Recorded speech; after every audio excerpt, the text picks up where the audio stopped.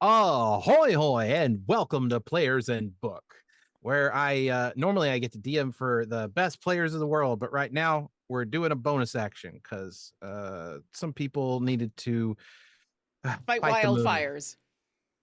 and that fight wildfires on the moon. Yeah, it's that bad. And when I say fight the moon, I mean it's the moon that's causing the wildfires, so they're fighting the moon to stop the wildfires. That's what's happening. Yes, Mm-hmm. excellent.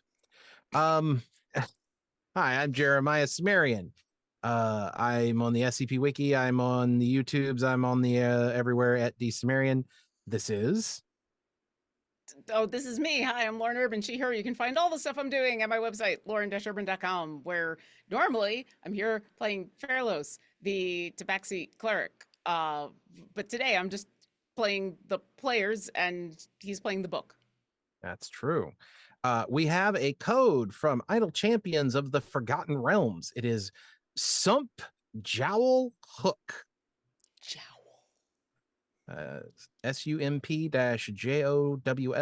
SUMP-JOWL-HOOK. Nice. Sump Jowl Hook.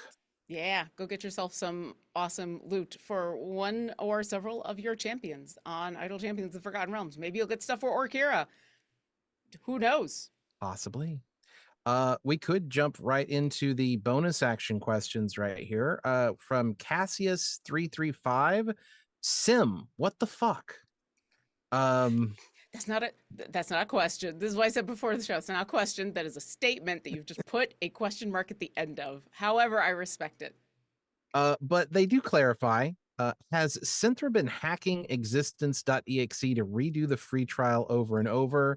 And the glitches slash book holes are actually the anti-hack getting a claw in. Ooh. I like your thinking. I don't know enough about hacking to be able to I don't know enough about hacking. I yeah, I really don't. I mean, I grew up in the 80s and so I watched hackers. Mhm. That's the extent of my hacking knowledge. I know that you are supposed to be able to type really fast and wear sunglasses at night, and that's about it. Oh, there's a really good Hollywood hacking simulator. You can get on Steam. It's pretty cheap too. You might need to mod it because it's very old Mm. to actually run on a modern machine called Uplink. And it's a Hollywood, I should say it is Hollywood hacking simulator. It's like you really gotta work on it, but it's a lot of fun because it has that vibe that you expect out of a hacking game, even though real hacking is just calling somebody up and pretending to be their mother so that you can get their passwords. Yeah. I also appreciate the fact that this is an old enough game that you essentially have to hack it in order to get it to work. It's funny because it's already past the far future date that it's set in. Uh, Oh, the speeds I think are measured in gigaflops. The hard drive space is in gigaquads, whatever that's wow. supposed to be. It's Does so it fun. does it still use a modem noise? Um, I don't know. I don't think so. You do have to call people. So like they're pre-recorded things, but you call people up to get their voices so you can put it into a voice. Like you buy a particular piece of God, going into detail about this random old game, but you buy this piece of software to put on your computer that you run, then you call the administrators. You go to the website, you get the administrator's contact information, you call them, and then they answer and they go, "Hello? Hello," while your thing is running, and it will create a variation of their voice print that you can then use to get into systems that require a voice print identification that are associated with the company that the administrator for. I mean, that kind of sounds like what people are doing right now with AI, which is Mm-hmm. sad but true. So it's just the Yeah. old Hollywood 80s version of that. Yeah. So I But mean, I you're talking about old video games and hacking, and all I can think about is I gotta get back into so Tales from Wood Creek is there's a Kickstarter that's going to be starting that Deborah Ann Wall is doing. mhm. That's the second season of their show. And I got sent I'm basically in the ARG puzzle thing that's happening that I did a whole bunch of before Gen Con, and I thought I had reached like a point. I don't want to say a pause point, but I'd reached a point in where I needed more information to happen. And either I had not gotten far enough into puzzle hacking stuff, or more has happened since Gen Con. So I need to dive back into doing Tales from Wood Creek. Uh, and someone at Gen Con got delivered like a real life letter from one of the characters during the thing. And so he'd put that onto social media, and it included information that was just like, wait, and they got like a VHS tape, and watching the VHS tape, which first they had to go find a VHS player, which, oh, I had to think hard about, like, oh, if I got sent a VHS tape, Could who be do I know worse. that, Could have sent you a Betamax. oh, who do I know that still has a VHS player? Oh, but they there's a piece in there talking about basically the um basically like an old Nintendo game, like a Nintendo cartridge, but it's not Nintendo. It's like a Bling Nintendo. So I'm like, okay, do I have any way of playing old Nintendo cartridges? Do I have to like go to the Nevada desert at some point and go dig up, Dig up because ET? I mean, I I had ET from the old Atari game. I played that game. you bought That it? uh, well, my parents bought it, but Your parents yes. bought it? So Yeah. your family was the one. I might have been one of the few that had it. That game sucked and also gave me nightmares. Oh, well, That it's rare game, for something to do both of those things, but well, and that's probably why it gave me nightmares. But no, like the like ET dies really quickly in that game.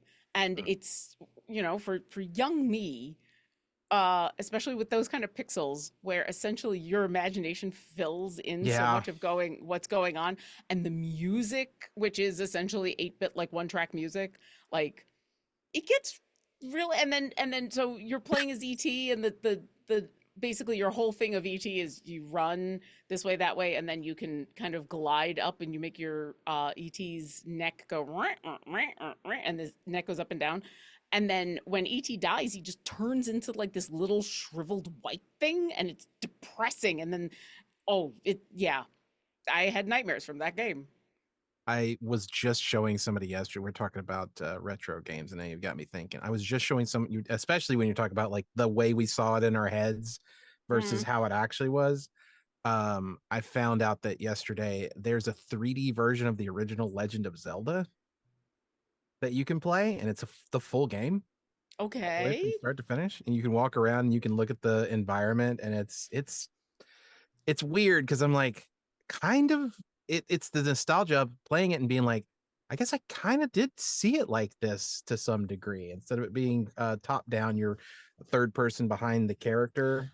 I was just about to ask, like, is it Doom like 3D? Is I it wish you okay? could do first person just for the sake of like that feeling of being in the actual area, but no, it is third person standing behind Link.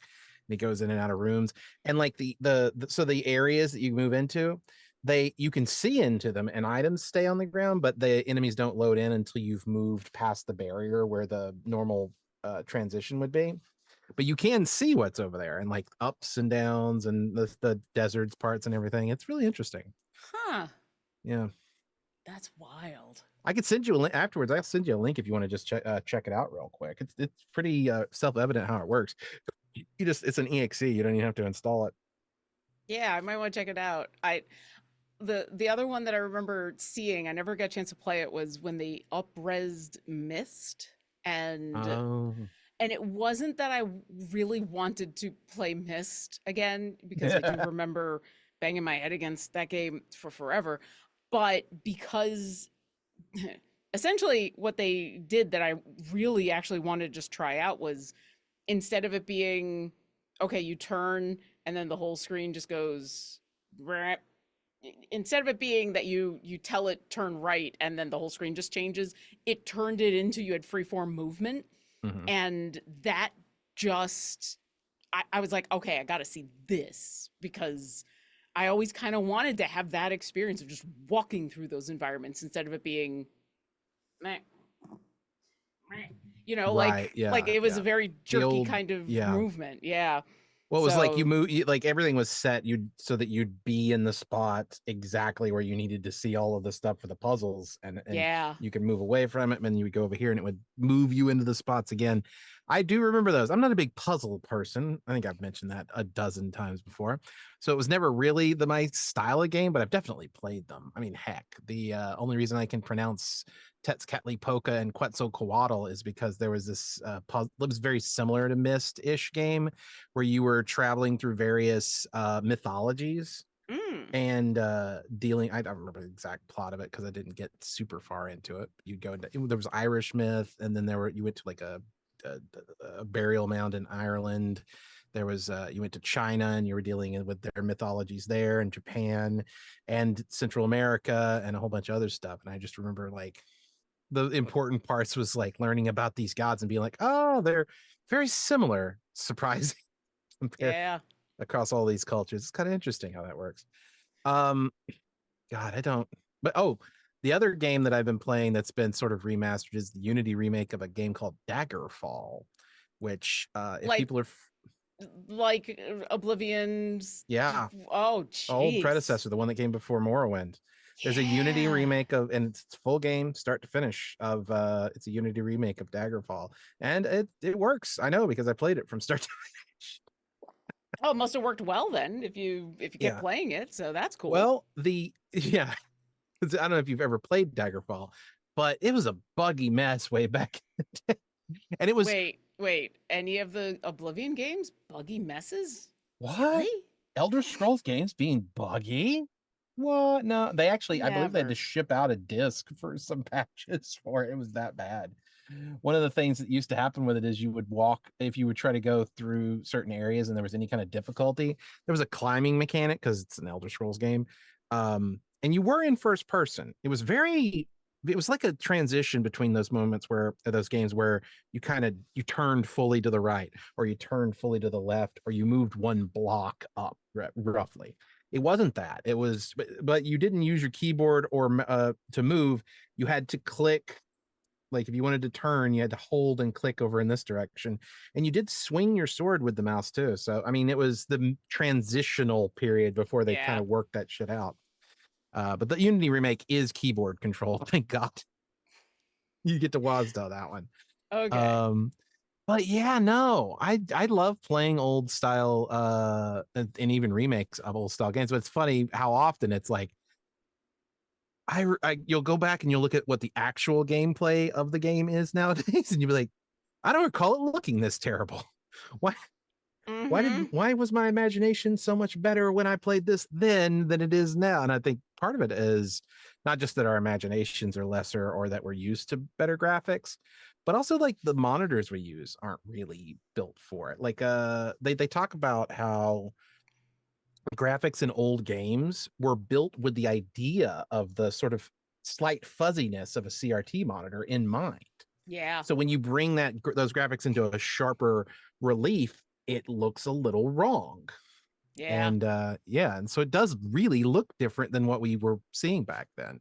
Um, and so Or we the have or go the ahead. fact that they were built with the clock speed and how Mm-hmm. fast Do you computers remember could. games? Do you Yeah. remember games that you'd be like a few years old and you'd play it and it would be like hit start, you'd be like a fighting game or something. There was one called One Must Fall that did exactly what you're talking about. I'd go, all right, and it's like everything's like the guy's supposed to be like stand like bouncing slightly when he's standing there as a fighter. He's like instead he's going Yep.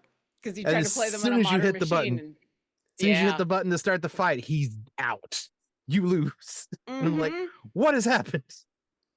Yeah. The emulation wasn't good, or if you didn't emulate it all, if you It just was put it on a new straight up, machine, yeah. the Because computers those just weren't run it too fast. they didn't have anything programmed for that. It was literally just programmed to whatever the speed of your computer was. Yep. They'd be like, this is Yeah. the processor you need to have. This is the modern, like current day best processor you can have. That's what you need to run our game. If you have that, great. If you don't, it's going to be a little slow. And they're like, great. But then you get one that's twice as powerful because it's only half a year, like 6 months later, because of how quickly those started to progress. And it's like, oh, that game's just broken now. Okay, cool. I've watched Day Nine has a series that's been going on for years and years and years with a couple friends of his where they play adventure games. It's called Mostly Walking. And they've played through it, right? Right? It's great. They've played through a whole bunch of like classic LucasArts and other point and click adventure games. And a bunch of them, if the if there isn't a really good remake, or if there isn't an accurate like upres or something like that, if you just get it on like GOG and you don't kind of know what you're doing, a lot of those original games, not only do you end up with that weird processing thing, a lot of the puzzles end up being tied to the processing clock speed, because Right. they would use how fast your processor could go to time out. So like in one of the early Monkey Island puzzles, you're supposed to use a couple of pewter mugs to carry grog in, and you could carry it across like a couple of screens, and eventually it would just melt through this pewter mug, and so you had to use several mugs and transfer it every so often. But it would use the clock speed on how fast your computer processor was going to decide how long you had Right. before you had to transfer it. So if you hadn't set your computer up right for how you were processing the game, you would put the grog in the pewter mug and it would just instantly like melt the mug. Melt I mean, immediately. just gone. And so some of those puzzles would just not work because the processor would just be so fast that instantly the puzzle wouldn't work. And so they had to, I mean, fortunately, these are people who are, kind of conversant in how to Yeah. make those games work. But it'd be funny when they DOSBox could probably fix it if they did it the right way. Yeah. exactly. So they were, but I say, every once in a speaking while, as somebody who was playing a DOSBox game recently with other issues, but sorry, you're about to say something else? no, but that's what they would do is he'd pull back up like the DOS box and go like, okay, so if you don't fix this and you just leave it on, here's the good thing is you could like literally speed run. So it's like, okay, if you need to get from one end of the map to the other, because mostly walking, and the game will make you just walk from one end of the map to the other, you could put back on your regular processing speed and watch as your character just go bzzz, bzzz, bzzz. But if you don't remember to put it back and you have to do one of these puzzles, then you're just screwed. So yeah, it's wild how some of those older games work, I and you should. suddenly have to become conversant and stuff like that if you just want to play them. I'm not, but thankfully, most of the games that I have played that run through DOSBox are set up. Like you download Mm, the whole thing and it's already ready. But it was yeah. reminding me of a game I was playing recently called Stars! Exclamation point. Um, Stars. Stars. It's really hard to find. Like when I was Googling it because I remembered it and I was like, I'm gonna look this up. And I Googled it and I was like, Stars! Exclamation point. And like, that's not an easily Google. No. But I eventually did get a DOSBox version of it, and it runs super slow because it also technically runs inside a Windows 3.1 emulator. Oh, jeez. It does run in DOS, but I think that one version was running in a 3. It can run in just pure DOS, but yeah, I was playing it in 3.1, and I was like, all right, I'd build the biggest universe you can build. It's a like a 4X game before 4X games were a thing. Um, and I would start to, as the game progresses and the other empires start to get bigger and bigger, and mine too, and the game had to calculate more and more. It started moving at I'm like, I am on my computer is pretty good for modern day stuff. I could play I could play all sorts of stuff. I don't know if I could play the new Indiana Jones, but I could certainly play something like Final Fantasy Rebirth or whatever, which is Could you play Crytek? Could you play a Crytek engine game? That used to be the yeah. benchmark. But I certainly was like, why? And it would just the years progression, because you have to hit a button to progress years, and some things take multiple years, and I'm just like, all right, I'm putting this on a separate screen and doing something else while I wait. Yeah. Because well, that was the other thing. If it wasn't an optimized game, it didn't matter how Yeah, good your computer was. right. The game would be like, okay, go get some coffee or something. That's modern gaming's problem, not being Mm, optimized. yeah, Although if there's yeah. if there's one stupid positive of this AI fucking bubble, it's that if they don't make new graphics cards and they don't have enough memory available, game people making games are either going to have to optimize their games to run on the hardware we have, Yeah. or that's it. That's really the only option for them. And they haven't been. I mean, there's no reason I need to install a game that has 300 gigabytes of space. What is wrong? Ugh. Yeah, so because of all of that, anyone who has been following me on my socials, um, I've been trying to get off of Adobe products for a little while now. Ah, And the thing that has basically kept me on Adobe has been my jobs so far. My day jobs have been on Adobe products. So it's like, all right, that is what I'm using for work, and so that is what I continue to use for home. Except I am still on a Windows 10 machine.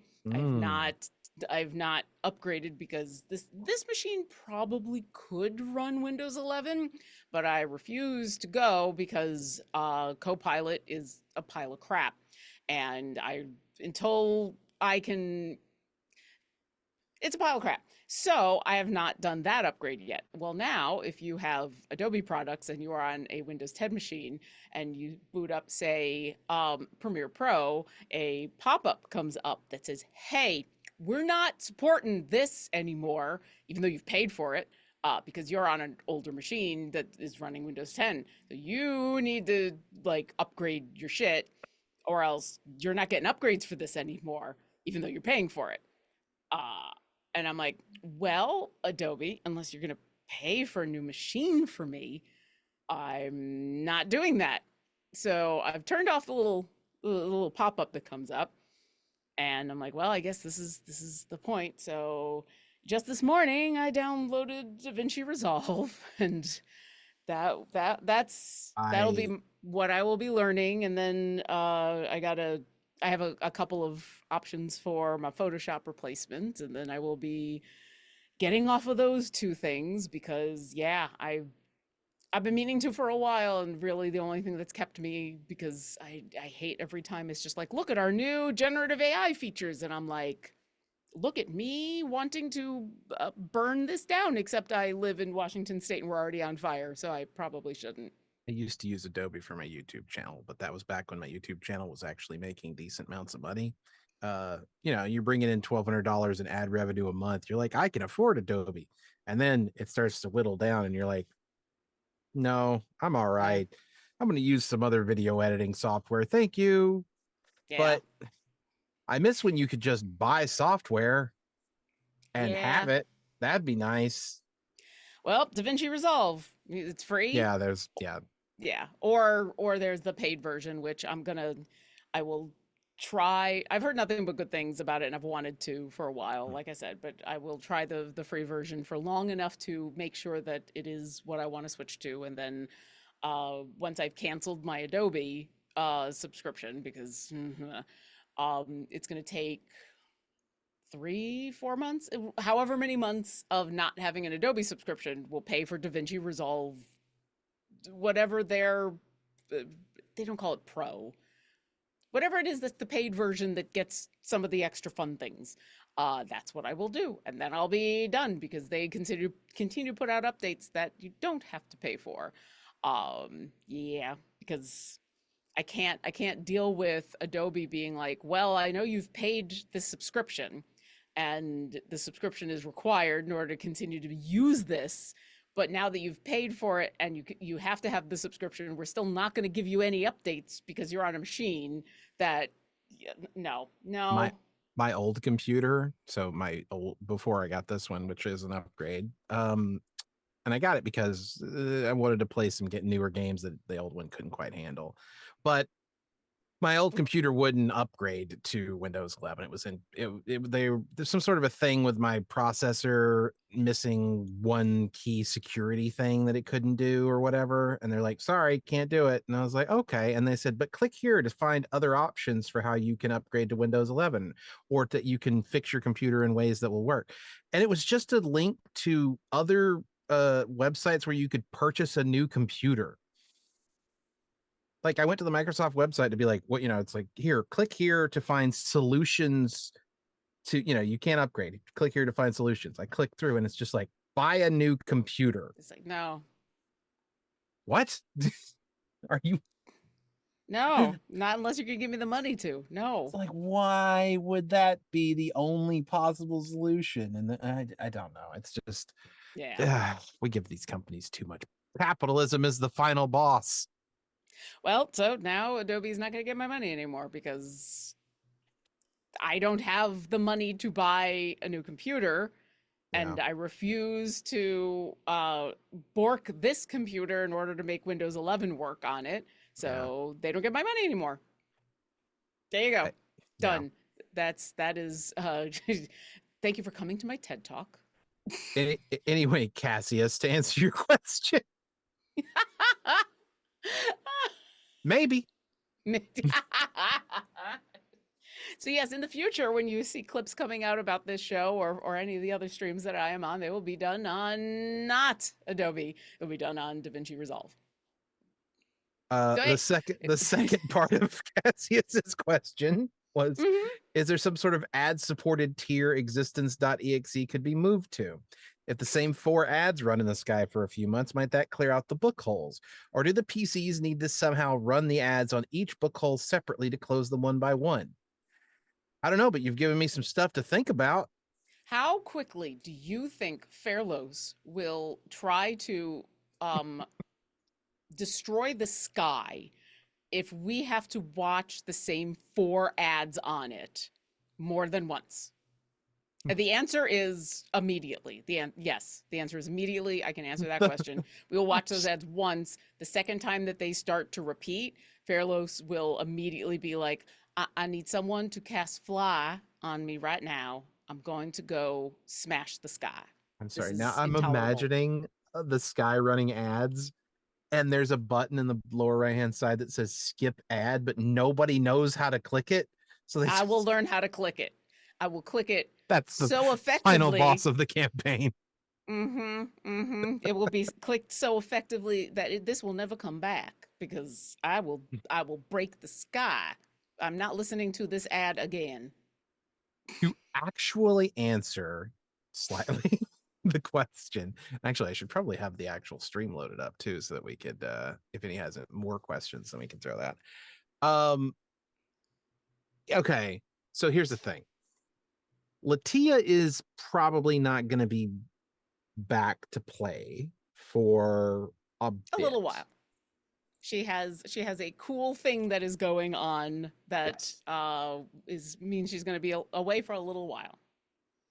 And so I thought, wouldn't it be funny if she has this extraordinarily important piece of information that needs to be communicated to the party, but she can't because she's not here. And we've already established that to some degree she goes back to that characters that aren't here when their players aren't here essentially go back to being NPCs for a little while. So Mm-hmm. that out of game knowledge is gone until she gets. And I thought, Or until the sky yeah, decides to until it break does it again and in. somebody else notices. Yeah, it Um, breaks for longer than a microsecond. yeah. But I thought that I honestly, I'd been meaning to, so I intended to do that elsewise, to be clear. But with knowing that Latia was probably going to be gone and I knew she was going to be the one to get that information, I had to do it then. So Yeah, I found the right time to do it and was like, all right, well, and and now we're off. there we go. Also to was it Thadra? Yeah, the phrasing was my voice is my passport, verify me for that uplink game when it Mm-hmm. would craft thing, which is a reference to a movie that I don't remember. But it's another one of the Tron came Hollywood into hacking my games. Actually, you know Tron what? came. I have access to the entire knowledge of the universe. My Yeah. voice is my Is that passport. actually is that Sneakers? I think it might be Sneakers. It might That be that Sneakers. It's been forever since I've it seen that is. movie. That is. It's Sneakers. Ah, I haven't seen that movie in forever, but I listen to the soundtrack probably once every other month because it is one of the best soundtracks ever. And if you ever want to hear an amazing soprano saxophone, that is listen to that. If anyone ever tells you that they hate soprano saxophone, which is fair because usually when people hear soprano saxophone, they hear a certain awful player. Tell them to listen to the Sneakers soundtrack because that is actual real soprano saxophone being played and it's fantastic. I Googled it. It is Sneakers, but I Googled Yes. it in the AI overview, Oh shit. decided to play with it in like a in-universe thing. So it's like access denied. You sound like Dr. Werner Brondis trying to break into the IMDb database for the 1992 thriller Sneakers. But I am a text-based AI. No, you're not. That's you call yourself an AI all you want. You're not an AI. Not a voice print security system. Okay. Weird.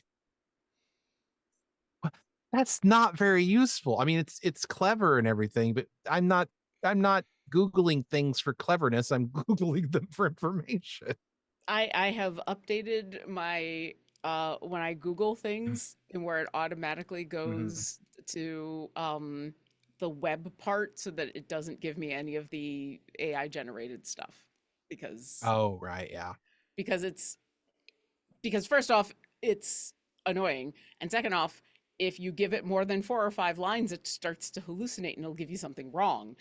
Literally just today, someone posted something in a Discord that I'm in where they're like, interestingly enough, I went and Googled this thing and look what it said. And within 4 or 5 lines, it had hallucinated something that basically indicated that something is endorsed by Magic the Gathering that is not.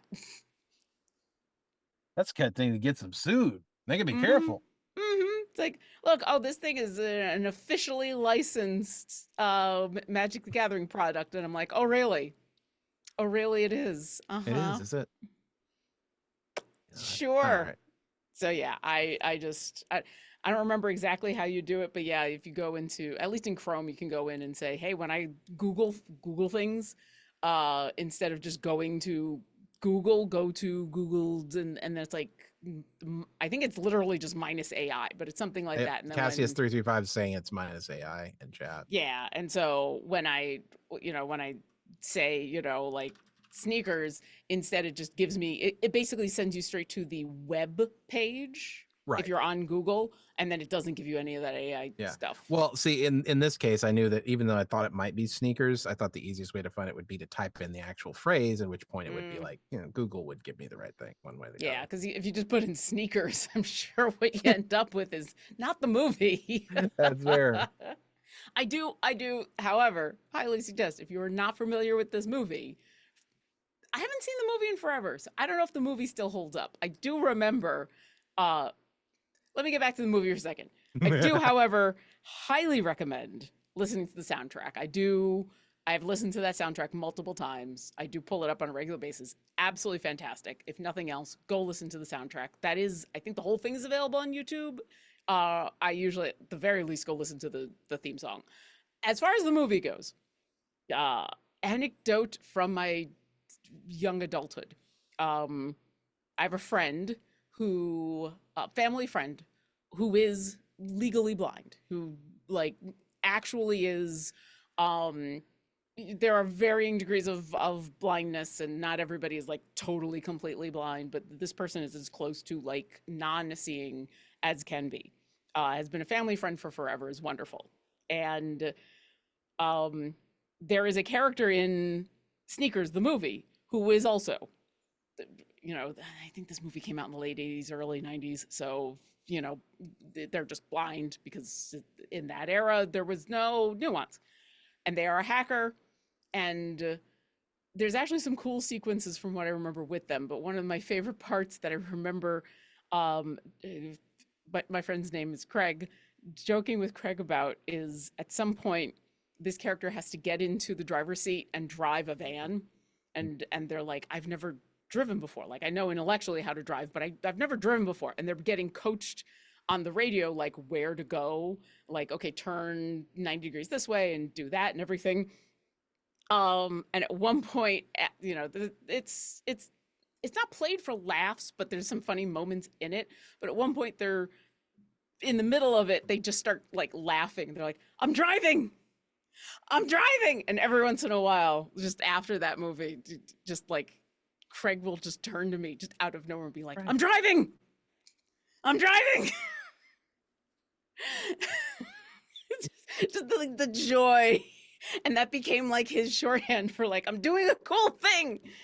I have no idea if this movie still holds up at I all. love the beginning when you were like, at first you were almost heartily recommending it, and And then then I was I like, I saw it cross your face that wait, this is a movie from the mid '90s.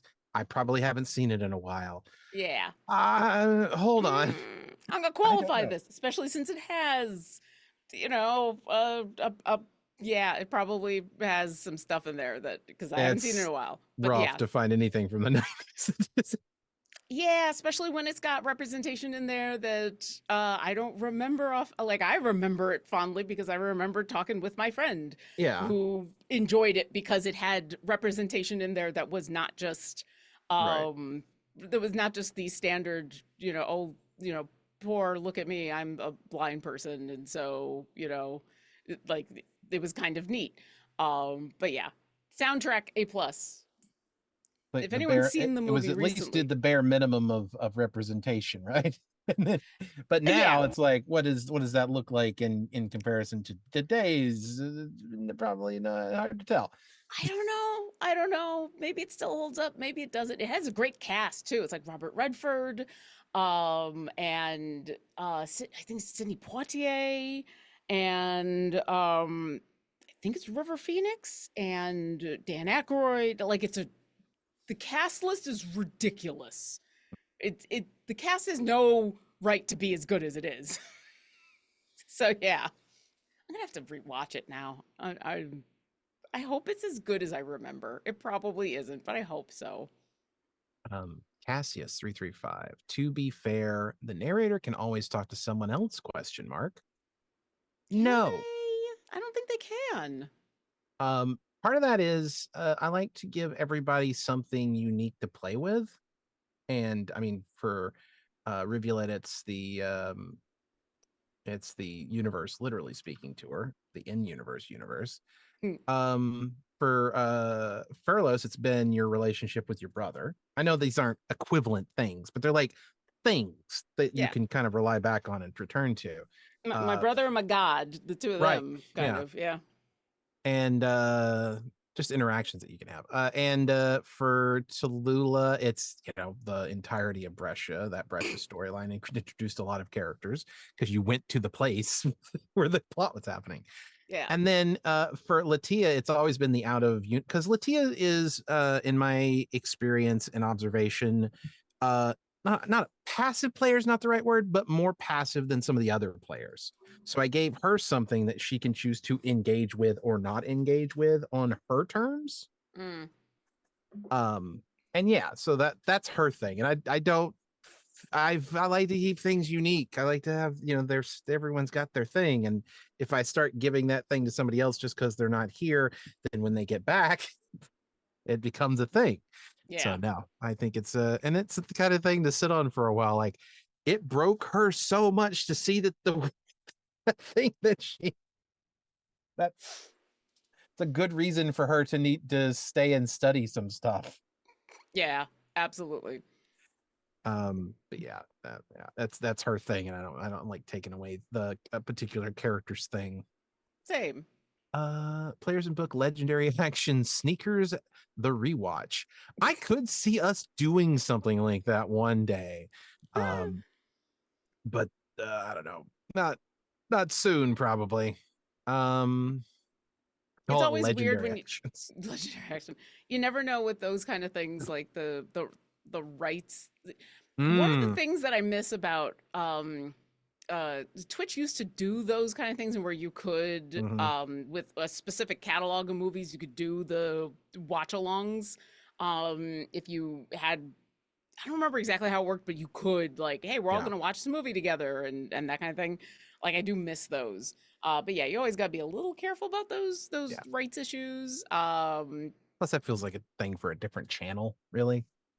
I've always felt like at this point the better way to do it is almost like a book club instead of a watch along, to do Mm, like, hey, we're all going to watch this movie over this week. You know, go find a way to watch this movie, whether you're renting it, whether you know somebody who bought it or whatever, and then we're going to get together and we're going to talk about it afterwards, because that works better, because otherwise you're just like Mystery Science Theater 3000 riffing it, and that's not like, I I am not Mike Nelson. I cannot do that. I'd like to So, contribute to this conversation the 7 most dreaded words in the English language. I have an idea for a podcast. ha!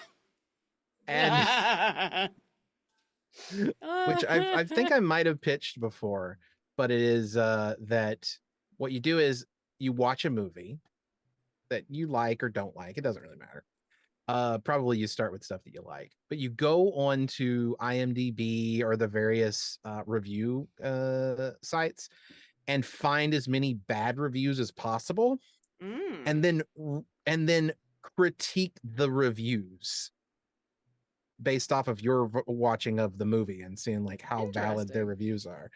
I think I was going to call it review the review or something like that, or review squared, something clever. I'll call it something clever. Yeah. But yeah, I have an idea for a podcast and I've had it for a while. Oh no, podcast. There's never enough of those. No, I it's it I need to find other straight white guys so that we can make sure of our course. opinions are That's being the only way a yeah. podcast can happen is if Yeah. you have enough straight white guys in a room. Yeah, I gotta get enough straight white guys in a room so that we can make sure our opinions are being heard, you know. That is how podcasts are born. You need at least 4 straight white guys and a microphone. And one microphone to start with. You want to Yeah. get more, you get some success out of the way. Uh, But yeah, the I think that'd probably be the best way to do mhm. and I think whether it's a podcast or not, I feel like whenever this kind of thing comes up, because this is not the first time in where the, oh, we should all watch this movie. I feel like it's best when it's attached to, like, if we all wanted to watch, I don't know if Sneakers is the right movie, but like if for some reason it was like, yeah, we should all watch this movie because it's attached to our show for some reason or another. Um that's the reason to do it, to, you Mhm. know, okay, this bonus action, instead of us answering questions, all right, by the next bonus action we're all going to watch X movie and then we're going to talk Princess about it. Bride, the D&D movie, the old Exactly. crappy one, the new Yeah. better one, something like that that kind of fits into the thematics. Yeah, one of my other shows, we were all going to watch Legend, and it was because during a game, Legend came, like the old movie with Tim Curry as the devil.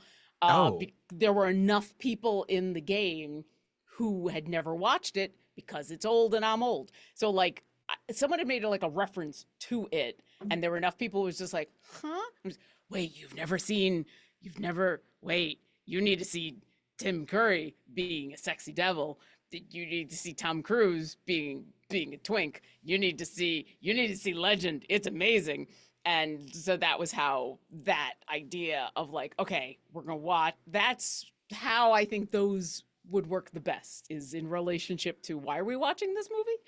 Um, and yes, if you haven't seen Legend, it's wild. Another movie I don't think holds up, but is worth watching because Tim Curry. that's fair. Billa, can we get a Vox Machina style animated retelling of the Secondhand Soul story? Yeah, you can. Period. Do we have enough violence? I don't. I think so. I think you have enough for a couple seasons at the very least. Like first season is probably the lead up to the Brescia arc, and then you get the Brescia arc, and then we would be where we are now. I think. I think you've Yeah. got enough for where we currently are. But I mean, I'll say this out loud right now. I feel this story is got maybe another year of games in it, Hmm. personally. It feels like we are starting to come up to maybe a place where we can conclude it, because I originally was going to do 4 arcs for every character, and we kind of abandoned that as a concept after doing the first one, which lasted for way too long. Way too long. Um, but then there's the beginning, sort of the beginning arc, and then there's the brush arc, and then we're gonna have this final sort of arc, which you are in the beginnings of now. Hmm.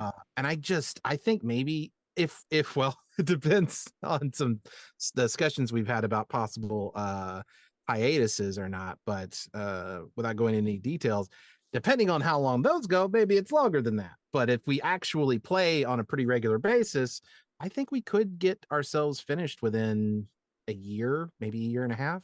I feel the story coming to a close, so I've been thinking about it.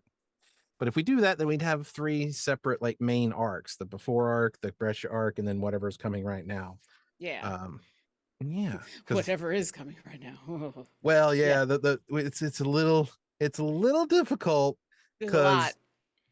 because Latia was gonna sort of be a focus for a while because her book Mm. is really the last one you truly need to recover. Or at the And very least, yeah, find right. like, Or unlocate, and if recoverable, recover, right? yeah, Um, so now I might have to go. This is some thoughts. We'll be working on this off screen, promise. But there's some thoughts about like, is it gonna have to be a Latia arc without Latia? Is that how this is gonna have to go? Um, but we'll yeah, I figure mean, she things wasn't out. gonna be like like I don't mean it was gonna be a heavy focus, but it's her book. She's gonna be a focus of Yeah, some sort.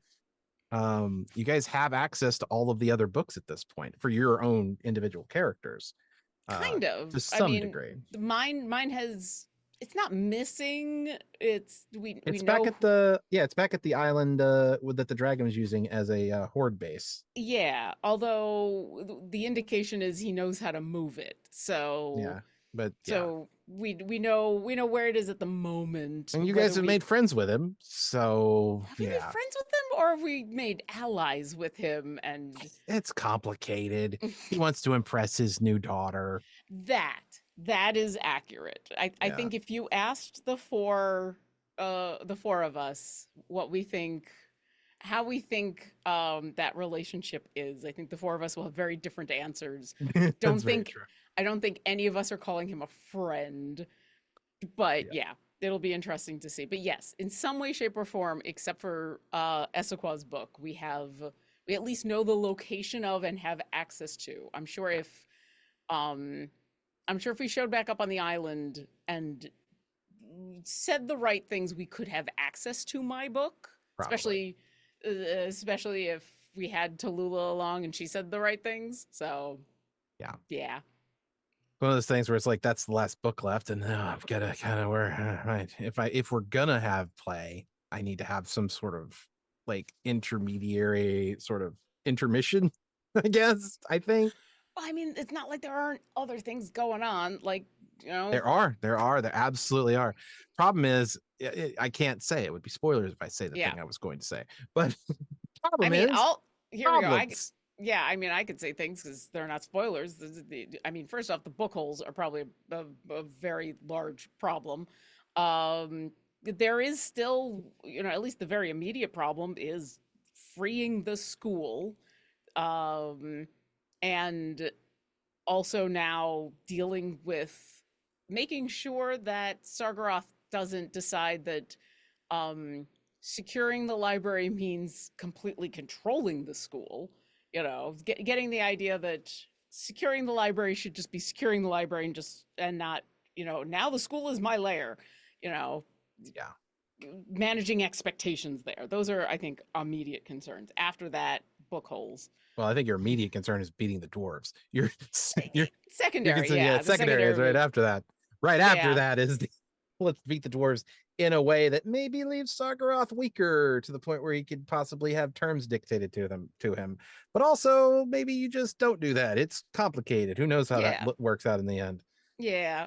I'm all of it's going to depend on what we find on the island. That's So true. when we get there, so When you that's get there, that's the as an old character of mine used to say, one problem at a time.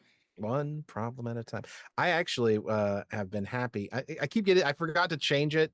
You'll see in chat where it says this is a previously aired episode. This is not a previous. Well, Currently, it's not aired. So I don't think we've ever re-aired bonus actions before, but I could be wrong. Uh, That'd be weird.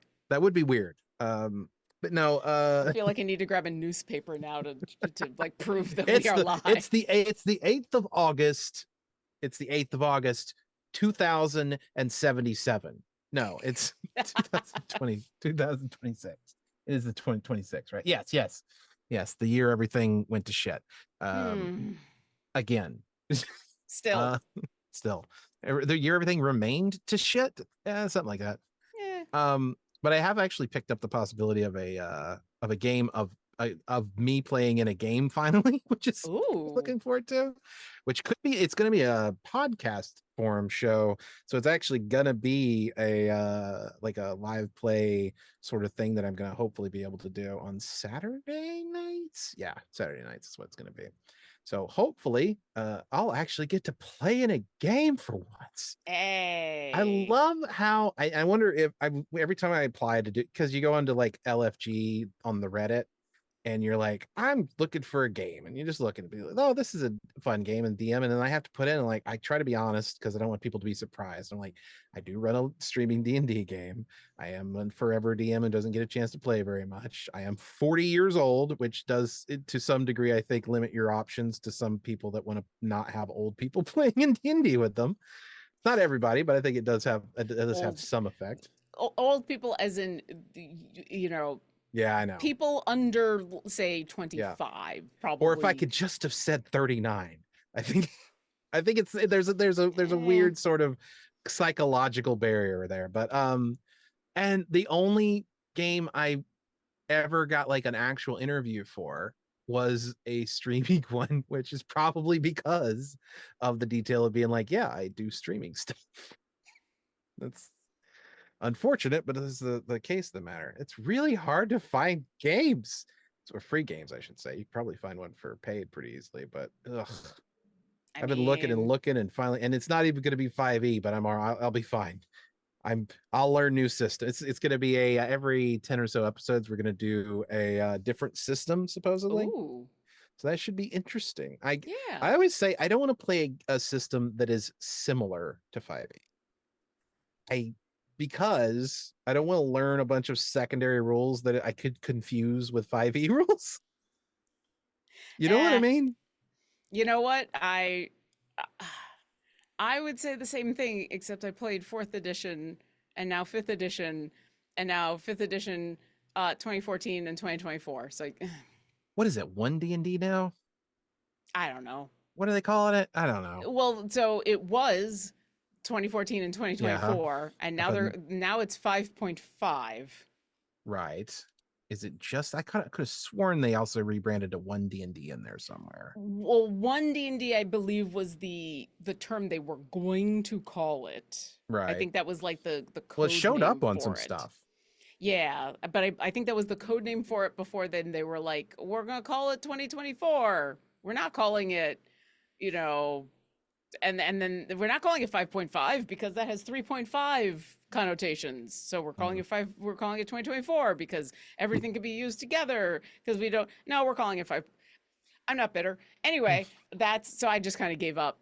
I just kind of gave up on I'm gonna forget rules or I'm gonna get the wrong rules and Right. it's fine. It's all fun. And you know, I've been playing enough of Daggerheart now that I get some of that mixed up. And Mhm. I've played just enough vampire that I'm like, what am I I've always doing? wanted to play Vampire the Masquerade, or I think that's not the name of the system, but I've always wanted to play a game in Vampire the Masquerade. That seems interesting. I what I really want to play is werewolf, but you know, Mm. I haven't gotten Well, there yet. the reason why I've wanted to play Vampire the Masquerade more than anything else is that I've had a really great experience with, again, this is a callback to an earlier part of the conversation, a really old video game, the There you Vampire the go. Masquerade Bloodlines, the original sort of a Vampire the Masquerade video game. I know they made a sequel recently, but I haven't touched it because I've heard things about it. Um, but I did play the original Vampire the Masquerade and been like, this is fun. I like this vibe. There you go. And And then now there's the new vampire that's in beta testing, which I've heard various about, but like I said, I'm more interested in playing werewolf. I won't be a puppy, so there. That's fair. Which I know is not really what werewolf is, but I find it amusing whenever people who are into World of Darkness, and I'm like, I really do want to play werewolf. I World want of to Darkness. That's the play. name of the system. Yeah, Yeah. World of Darkness is the overarching, the vampire and mage and werewolf and all that. And I do want to play World of Darkness, and I'm serious about that. I'm not making fun of it, but every once in a while, when I get, into when I get the hardcore people who are like super serious, and I'm just like, yeah, I just want to be a puppy, and I just watch the rage, the flames on the side of their face, and it just makes me. I'm like, no, no, no, it's fine, it's fine, calm down. I know you're not actually a puppy. It's fine. I just I just want to I do have the thing of like I don't want to be playing in a game that's too serious. You got to have fun, right? What's the You point if you're just you you want gotta have, some? yeah, you want to have at least some humor, or else if it's all it's the idea of like if it's a horror game, there has to be breaks in the tension, or else it just becomes boring, right? And the same with serious games. You can have a serious game but every once in a while there has to be those moments of levity, or a break in the seriousness, or else it just gets oppressive. And the opposite is true. Like you can have a comedy, you can have Yeah. a funny game that every once in a while just needs to have the moment of seriousness, or else it just feels like a farce. It just, Yeah. I have that's, you have to have the roller coaster. similar, and I know there's an actual game system associated with this, but I always come back to the video game versions of stuff because I don't get to play in very many games. But Cyberpunk 2077 is an Mm, example of a game that I always say this. I've 100%ed Cyberpunk 2077. I would not nice. recommend, well, the original game, not the expansion that came out recently. There are hundreds of quests in that game, and I've completed every single one of them, and it is the most oppressively bleak game I think I Mm. have ever played in my entire life. I can count on probably one hand, might even be just one finger, how many quests don't end negatively for some participant of that on either side. Yeah. It's awful. It's, I don't know why I put myself through that. I remember there was this one quest where you're supposed to get into a fight with a guy and he is insistent upon putting his car up as collateral, and his pregnant wife is like, if you do that, I'm definitely divorcing you. Oh, And jeez. you can fight him. Well, this is the one that I remember ending well, but Okay. All right. because it has an option to end well. Because yeah, you hear those terms, and then you talk about a cyberpunk game, and you're like, oh no, where is this going? Um, Yeah. but you can win, and you can choose to let him keep his car. The funniest thing was I played the game so early that there was a bug. So I let him keep his car, and then he text messages me later going, I hope you enjoy my car. My wife is leaving me. It's awful. Everything is terrible. And I'm like, what? No, I let you keep your car. What's happening? Yeah. That's wild. It's awful. I was like, but it does have if you play it the right way and the game's not bugged, it does have a good ending. They have a kid together. It's fine. It's the one quest that has a Hmm. good ending, and I got a bug. The bleak version. That's awful. I I know the Fallout series is a little less bleak that way. Like Yeah, yeah. there's more farce in it, and there's more options for like happier endings, but um the whole state of the world, the whole kind of I'm so gray. frustrated with Fallout's depiction of the future, but keep going. Sorry. Yeah, I mean, the whole aesthetic of the Yeah, world, I could only play so much of it before that aesthetic right. overwhelmed me. I was like, okay, It yeah, I can't. 200 years on, why does the world still look like that? Why has nobody picked up a broom? Why? I'm Why has nobody picked up a broom? There are all these bots everywhere. There used to be like house cleaning bots. Why haven't they? Yeah, why but does it still look like that? Why is the world so awful? And why are they so committed to keeping it that way that even when they when the ends, and not to spoil anything, that that Bethesda hates the NCR, which is like the one single bit of civilization and real like recovery happening in the wasteland. They're like, yeah, but what if not? Yeah. What if everything goes back? It's fucking sitcom rules, man. Yeah. Everything has to revert back to the world is shit and everything is shit and everyone sucks and everything sucks. And I'm like, give me give me some hope. I've been playing Fallout since Fallout 1, which is Real dark, dark. and Yeah. Fallout 2, which is also dark, but lighter. It's lighter than Fallout 1. It's also, I think, a worse game, but that's neither here nor there. Story wise, I think it's worse. It's got great moments, but it's not as good as Fallout 1. And then I remember picking up Fallout 3 when it was new and being like, this is amazing, Fallout 3. And then be like, I feel like I'm on the rails here. Mm. I feel like I have no, like in the older games, you really had really strong control over where the narrative went. I feel like I'm on the rails here, and then you get to the end and it's like, I need to go into that room and hit this button. I know if I'm spoiling a game from 2008 for you, I apologize. I need to go into this room and hit this button and stop this radiation explosion.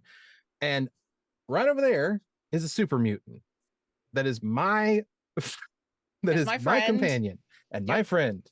And I go over to him and I'm like, hey, listen. And this is before they patched it because they had an expansion that changed it. Yeah, I I go over to him remember and I'm like, this. hey, would you go in there since you're immune to radiation and solve this problem for me? No, I would not rob you of your fate. You No, what? no. My fate. My No. fate? Walk Get into the room. let me off the rails, dungeon master. What is wrong? And then Yeah. even when they patched it with the DLC, if you ask him, he shames the shit out of you. And so does the ending bits where they do like the little things like the lone I can't remember what his name The is, the Lone soul Wanderer. survivor, lone wanderer, whatever his name is. The lone wanderer didn't wasn't brave enough to follow his fate and instead Which is pushed it off onto wild. someone else. It's like I'm paraphrasing, but instead pushed it off onto someone else to do.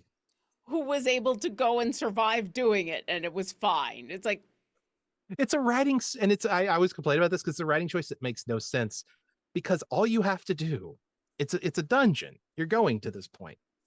Have your companion, whoever your companion has to be, have to stop one or two rooms before you get there to hold off some people or yep, hold a door open or something. yep, Separate your character from the if you have to have it this way. Just make a good writing and gameplay choice. It's yep. easily fixed. I'm sorry. I'm sorry. I hate it because I dislike the railroady bit of it, but if you're gonna do it, why did you do it? No, listen, you're not the only one who got to that point. I got to the same Yeah. exact point and, had the whole, all right, someone's got to go on in there and sacrifice themselves to press the button. It's going to be all this radiation. And I went, all right, hold on a second. I got a friend who can do this and everybody's going to be fine, including them. And I walked over and he's like, I would not deprive you of your fate. And I remember standing there going, What? what? But what? I'm sorry. What? And Yeah. people love Fallout 3. And I actually do love that Fallout 3 brought Fallout into sort of the modern day and everything. I'm sorry, Bethesda does not understand Fallout. I just they just don't. I had a lot of fun with that game, but Oh, yeah, it's that it's was a because choice. yeah, here's the thing. And I had a lot of fun with that game too. I love how we've just spent most of this actually talking about video games, but that's fine. That's our interests. Yeah. Um okay, so here's my thing. I love the beginning of that game. The first time, to be clear. Mm, You don't want to not being able to skip that intro after the first time. That's a choice. yeah. First time, great, right? You're playing it. It's fun. You're this is new. You're growing up. It's Liam Neeson, whatever.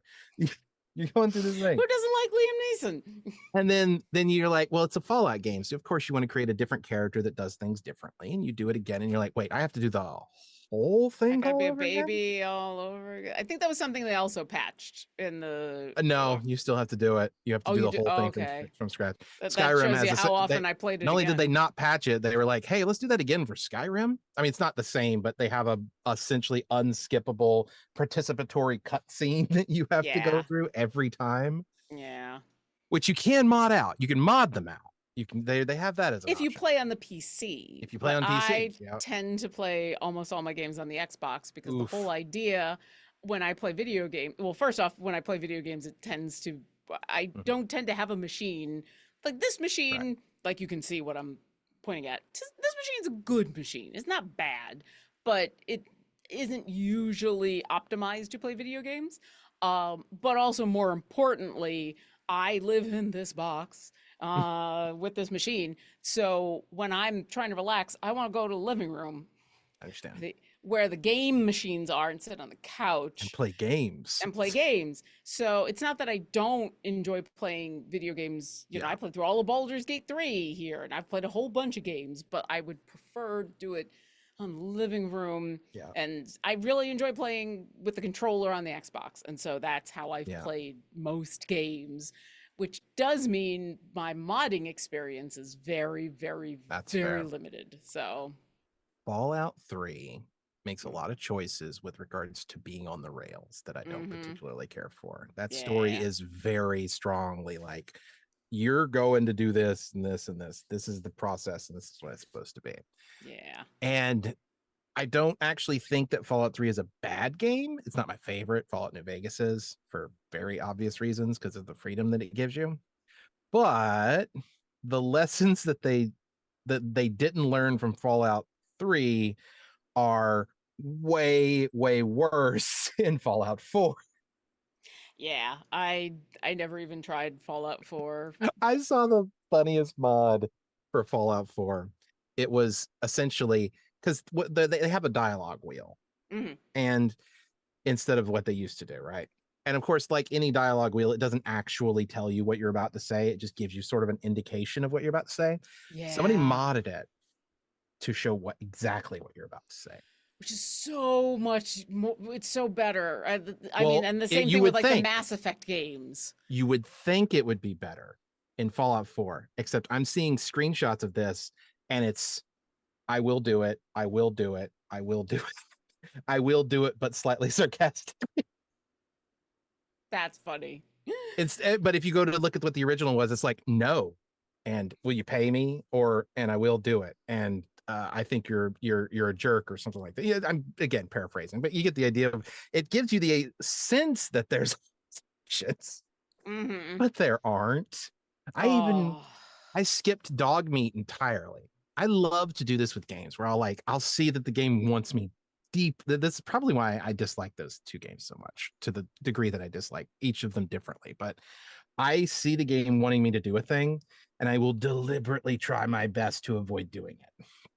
You are forced to go buy dog meat on your way into Boston in the fourth game. You can avoid him.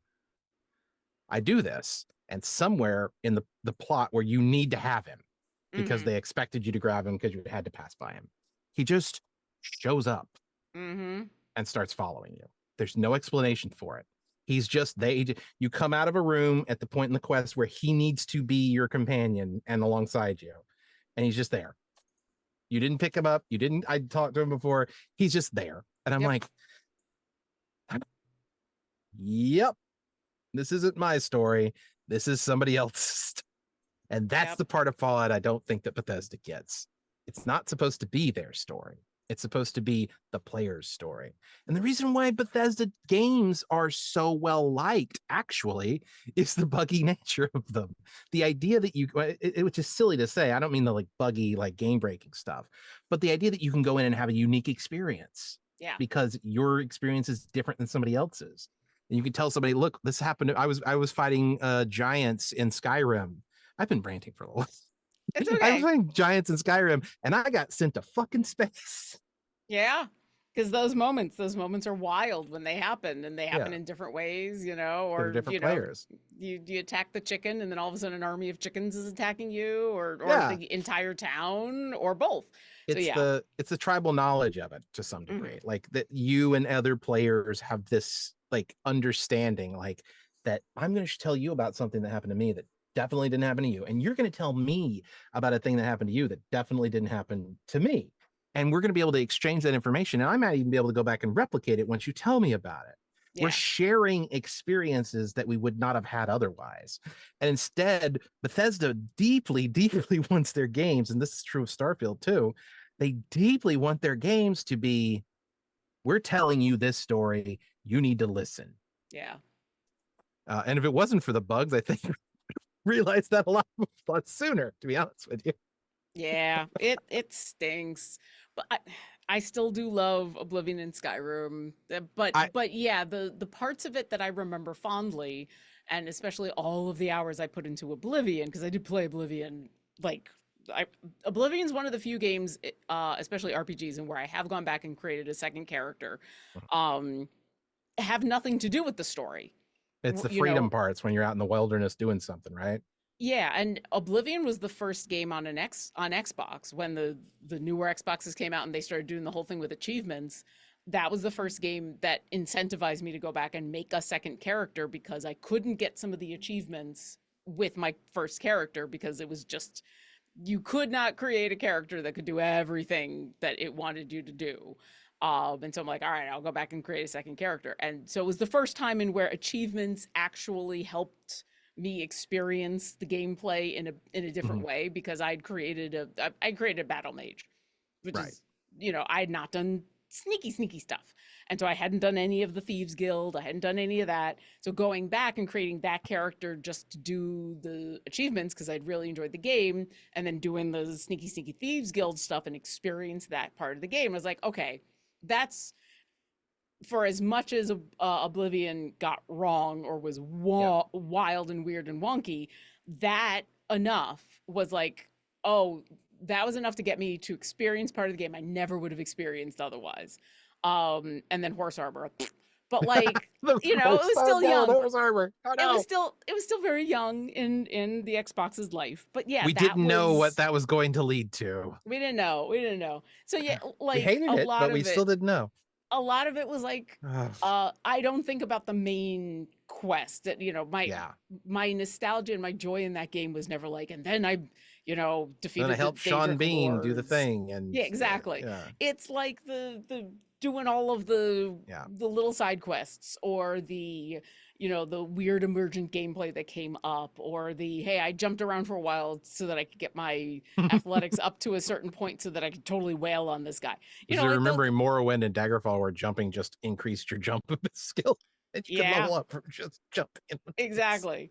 So like that was the stuff that I really enjoyed. Or like or even the I'm just going to wander around and pick flowers for Mm. hours, so that I could do potion crafting and things. Like I really enjoyed that kind of stuff. And so those were the parts of it that Have you really touched the remake at all? I which remake? The most recent one? I Oblivion. haven't no, Yeah. not recently. Okay. Um I'm looking forward to the New Vegas and Fallout 3 remakes that are definitely they've already announced and are definitely under production. and New I Vegas think especially.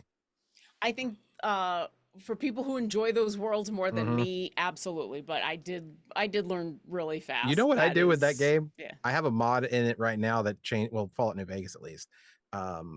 You can they put a tent on it basically that gives it kind of a in the I think it's in Fallout 3 it's more of a greenish tent, and in Fallout New Vegas it's more of a sort of an orangish tent, but you could make it look not quite so bad. The world at least and the sky and everything, but Yeah. again that's modding. But Yeah. there's things you can do to make it not look quite so terrible, but I do get what you're saying about the world too.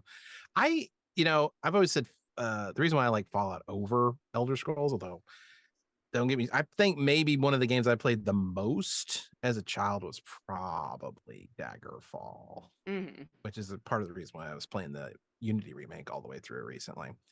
I mean, and it was the Daggerfall demo actually. They had a Jeez. demo where you were on one single island in Brittany, and you had to go. And they had these. You've played Daggerfall, have you? I did was Long oh time ago. yeah, like Man, they had long enough those ago that I those remember very dungeons. little. Those dungeons are eldritch locations. Oh yeah. They are massive snaking, and obviously the Unity version isn't much better because it's not the most advanced graphics, but when the graphics are very very simple and you are 6 hours deep into a dungeon. And you can't just out. You Yeah. can't. Well, you have some if you picked up the teleportation spells and you're a mage that can do it, yes. Yeah, And but you set your anchor properly, because sometimes you'll forget and then you'll be 6 hours deep in a dungeon and be like, oh fuck. mm-hmm. How do I get back? Because all the walls looked not the same, but like because they were different areas of it. They'd be like stone walls and this and that, but they, that tile looks exactly like that tile. So it's like I don't have waypoints in my mind of what I'm looking for. It's just a dozen hours worth of walking and hoping that I find the place I'm looking for. Yeah. Oh man, I just lost so much time to playing those. I lost just being stuck in these dungeons that went on forever and ever. You used to be able to fall through the floor in that game too, into like they call it falling into the void. Um, I bought a house. I started a life. Mm-hmm. This was It's back. single player MMOs. Yeah, it really, really is. Because the dungeons were procedurally generated, not on your computer. They procedurally generated it when they made the games. Yeah. That's why they were such eldritch locations. But they were procedurally generated dungeons that they then shipped out to you. So everybody had the same dungeons, at least that. But God, I remember you can look at those maps and they just look insane. Yes, Daggerfall was Elder Scrolls 2. Daggerfall is the second. Wait, yeah, it is 2. Yeah. Second one. Morrowind is Yeah. 3. Arena is 1. And then there's Redguard somewhere in between, which occupies a space Mm. similar to uh Fallout New Vegas. Tactics, which is like Israel and in part of the storyline, but maybe isn't sort of deal. Yeah. I mean, canon. Canons. Well, Elder Scrolls lore is hilarious to me because they're like Daggerfall has multiple endings. Yeah. And you know how they resolve that, right? Well, isn't that they usually just pick one for the next game? Mm-mm. Oh, not with All of Dagger. them are Okay. correct. All of them are Jeez. correct. So you at the end of it, you get a godlike thing that you're supposed to turn into either one of the kings, the king of Sentinel, the king of Wayrest, the king of Daggerfall, the emperor's agent in the town, so it goes to the emperor, or a couple of other underbelly sort of style, like the under king, and I can't remember the other one, the king of worms. I think they might be the same. It's been a while. Yeah. Important part is you could turn into any of those people, and they will use this godlike entity. It's the Numidium, almost like from Morrowind, which you Yeah. probably are a little bit more familiar with. It's like Eh. that. It's another one of those, and they will use it to conquer the entire region. Mm. Well, obviously, how do you you'd have to pick one, right? You'd think it would be simple just to have the thing go into the hands of. There's a very simple one where the guy uses it to unmake himself. Use that one. Use that as your ending. No, they made all of them canon. There's something in Dagger in the Elder Scrolls called a dragon break, which is where reality literally broke when that game ends, and all of them happen at the same time. I did not know that. I thought they just picked one.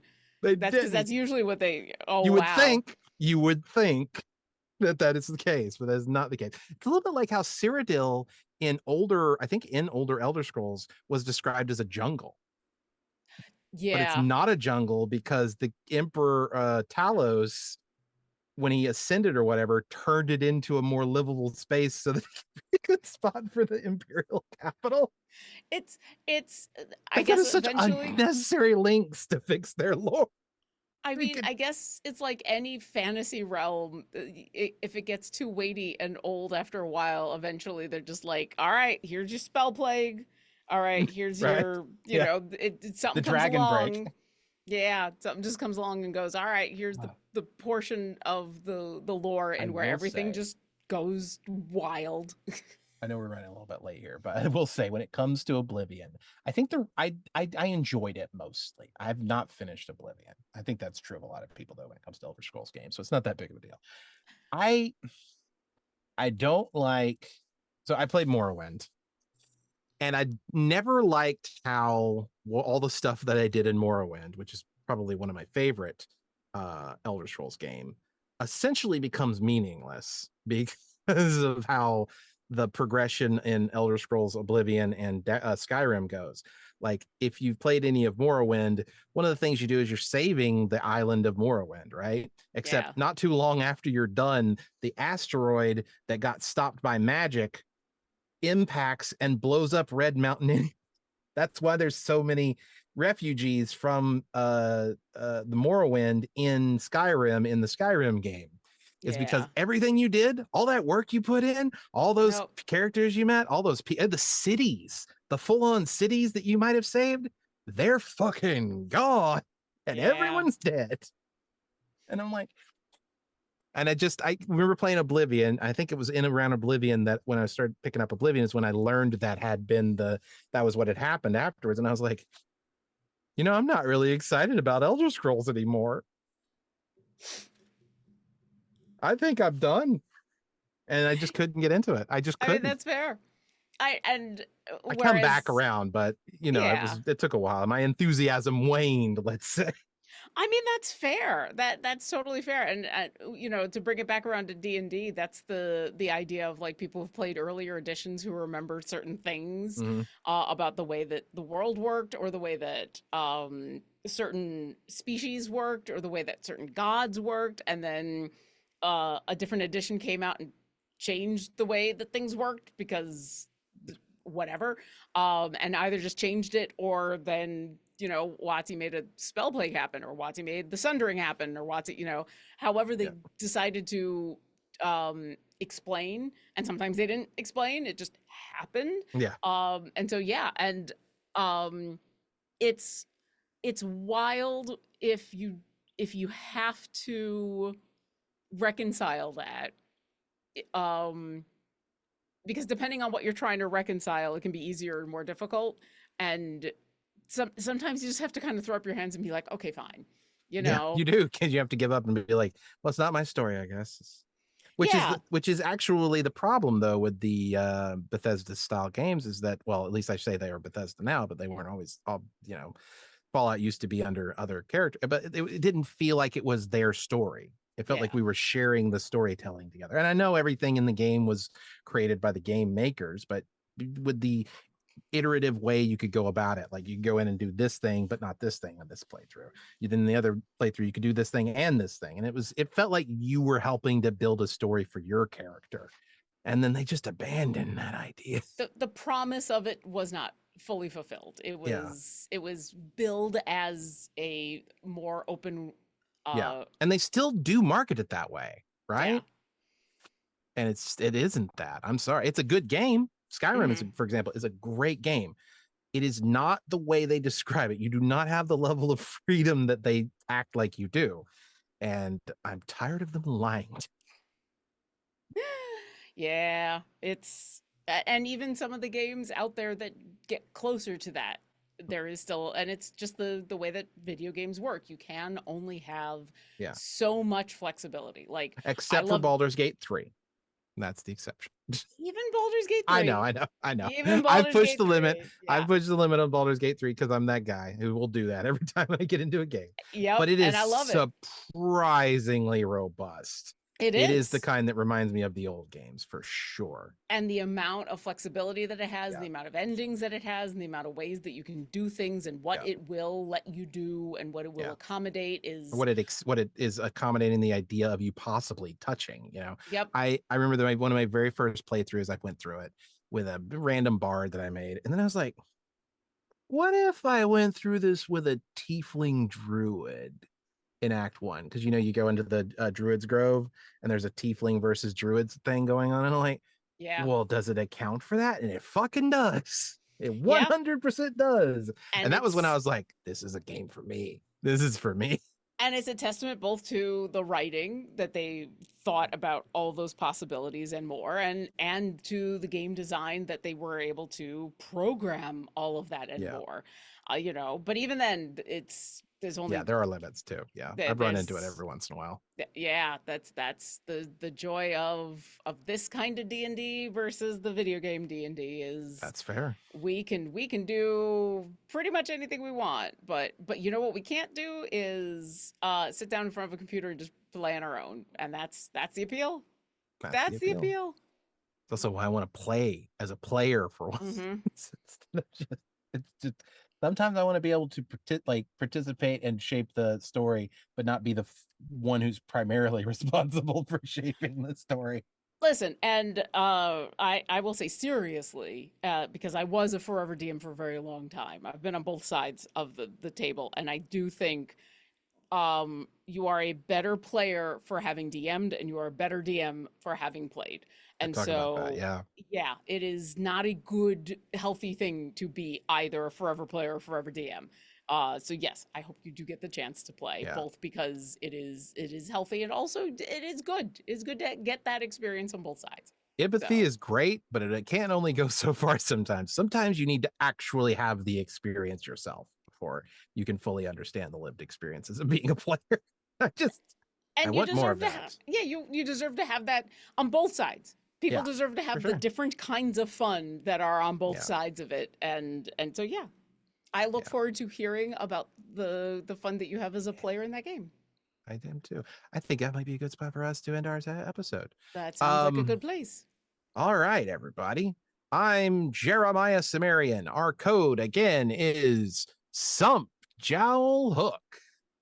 Sump Jowl Hook. Sump Jowl Hook. Sump Jowl Hook. And you can find me on the internets at dsumerian pretty much everywhere, on the YouTubes, on Twitter, on the Blue Sky, I think. Actually, no, probably not on Blue Sky. Blue Sky's got some weirder looking usernames, and I think I'm still using the older versions. Is it like blue sky dot something dot something else? Depends on whether you have linked to a website that you own. So like Mm, if you just signed up for Blue Sky, then yeah, you've got like the Blue Skis to whatever. mm, But like for example, I have linked to my website, which is why I am lauren-urban.com. gotcha. Um, and yeah, I'm writing an article for the SCP Wiki right now that you guys can be on the lookout for the next couple of days for the people that came here for that. That involves a agricultural megacorp in the anomalous world that is trying to deal with a disaster in Mississippi, a natural disaster where food, water, and infrastructure have essentially been rendered non-existent. So they are packing as many clowns into clown cars as possible and shipping them by airdropping so that the people of Mississippi can be provided with fresh clown meat. Anyway, um, That was not where I was expecting that to go, but that's the SCP Wiki, I guess. yeah, yeah. Um, yeah, they want to be provided with fresh food. And obviously it's a little easier because you can pack so many clowns into a clown car that you otherwise wouldn't be able to do. Plus, they're all alive in there, so it's fresh. And then they can just be handled afterwards. It's great. I mean, you're preaching to my choir, I guess. Yeah, it's great. What did you got going on? Yeah, if you go to my website, as I mentioned, lauren-urban.com, just go to the front page. I keep that fairly well updated. I just got back from Gen Con. And so the next thing I'm going to be at is PAX West. If you happen to be going to PAX West, I've got a panel, which at this moment I don't remember the exact details of. I do know that the panel is literally called How to Be on a Panel at a Convention, which is very meta, and I'm excited. But yes, I will be at PAX West. You can also find me on Fridays on the Crit Hit Chronicles channel playing Shadows over Baldur's Gate, where I play a Dragonborn Ranger slash Rogue. We've just returned from the Feywild, and I'm sad because my character is from the Feywild and she can't ever return. Yay. But it's also a fun game. I love playing that game. That's Fridays on the Critic Chronicles channel. You can also find me doing writing on Fantastical Geographic, which is a monthly multiplanar digital magazine for those of you who are looking for extra things to put into your TTRPG games of basically any system. I've been writing a I've got a oh my god, words. I've been writing the Realm Report, which is an in-world investigative news column that basically follows around adventuring parties and writes stuff that happens, their exploits and everything. And the next one that comes out, I don't remember exactly when it comes out because we've changed around when some of the months are happening. But the next one that comes out, you might recognize some characters if you've been watching the show. And yeah, I think that's all the major things I've got going on. Follow me on the socials for more. I see Bill is saying thanks to the burgeoning harlequinotics industry. Yes, that's true for the clown meats. We got Plume Bob saying fresh clown meat. Will there be mimes too? Count me in. No, that's gross. Ew. Anyway, try not to die. And Don't be a clown. That's how you do that. I will see you in oh, we might see you in a week. We're looking at some stuff, so we'll figure it out when the time comes. But I'm pretty sure we're gonna see you next week. Just try Peace not out to die. and try not to Bye. die.